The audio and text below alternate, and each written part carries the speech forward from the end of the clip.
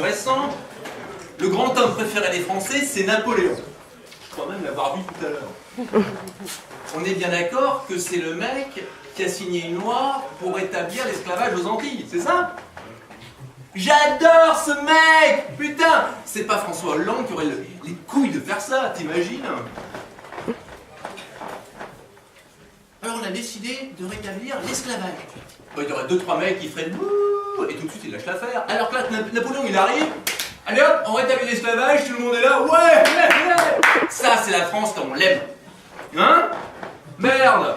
Bon, ok, tu vas aux Antilles, tu vas trouver quelques mecs qui vont te dire ah bah nous on aime pas trop Napoléon. Hein. Tu regardes les mecs, c'est tous des noirs. Hein. J'ai envie de dire les mecs, mais arrêtez ce réflexe communautaire. On est tous français, merde, vive l'empereur quoi! Bon, moi, ce que je préfère chez l'empereur, c'est sa gestion de la guerre. 1 million de soldats morts. Il n'y a qu'en 14 qu'on a fait mieux. Le problème avec Napoléon, c'est qu'à la fin, on perd. Mais bon, avant, quelle belle mort. Pantalon blanc. La classe. En plus, à l'époque, il n'y avait pas la Croix-Rouge. Ouais.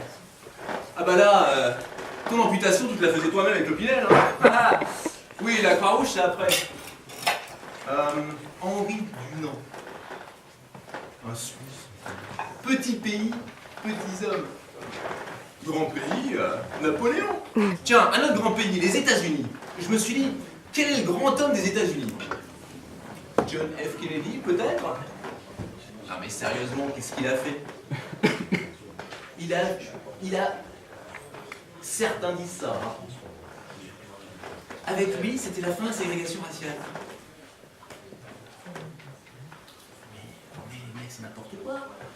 La ségrégation raciale, ça s'est terminé parce que les Noirs, ils ont lutté contre.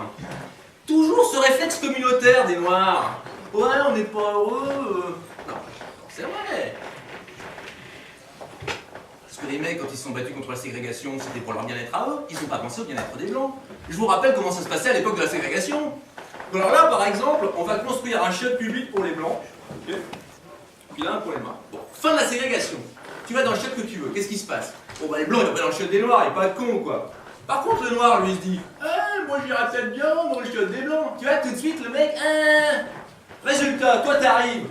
T'es normal, blanc, hein? Tant que chier. Bon. Oh putain, il y a déjà un noir sur ton chiotte. T'es pas content, quoi? Lui, Kennedy, il s'en fout, tu parles. À la Maison Blanche, il y a qu'un noir, c'est celui qui apporte les cafés. D'ailleurs, en 63, les mecs à Washington, quand ils ont vu arriver 250 000 mecs sur la pelouse, ils ont dit, mais attendez les mecs, vous allez pas rester là toute la journée, qu'est-ce qui se passe? L'année suivante, Johnson, il l'a signé la loi. Attendez, il n'y avait pas trop le choix. Napoléon, par contre, il avait le choix, non? Alors bon, tout ça c'était de l'ironie, vous l'avez compris? J'espère, quand même. Oui, bien sûr, vous l'avez compris. Parce que moi, je m'en fous. Moi, c'est Joséphine Baker, celle que je préfère. Vous connaissez Joséphine Baker? Des petits seins et des bananes.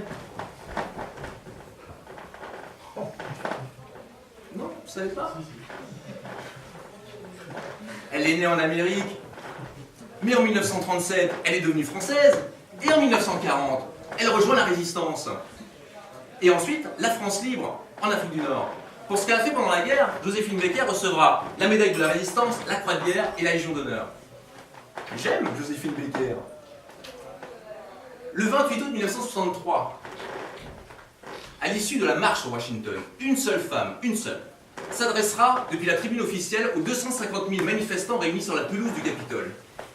Ce jour-là, cette femme choisira de s'habiller dans son uniforme de la France libre et elle épinglera avec fierté sur sa poitrine sa médaille de la Résistance, sa croix de guerre et sa Légion d'honneur. À la veille de l'année 2014, je me demande si le grand homme de la République ne pourrait pas être une femme noire et née en Amérique. Voilà, j'ai fini et je vous demanderai à tous d'applaudir.